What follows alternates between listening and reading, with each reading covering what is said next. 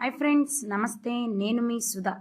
పునుగులంటే evening స్నాక్గా ఎవరికి ఇష్టం ఉండదు చెప్పండి. అయితే వాటిని కొంచెం డిఫరెంట్గా ప్రిపేర్ చేద్దాం.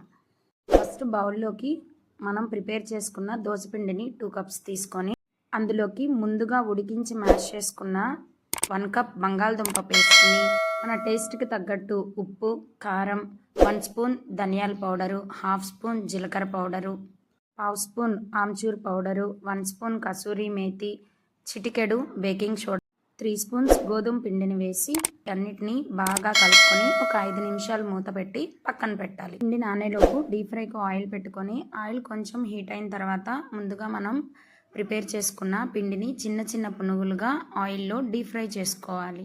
అంతే, ఎంతో టేస్టీ అయిన పొటాటో పునుగులు రెడీ అవుతాయి. తప్పకుండా ట్రై చేయండి. ఈ వీడియో కనుక మీకు నచ్చినట్లయితే like, share and subscribe. Thanks for watching.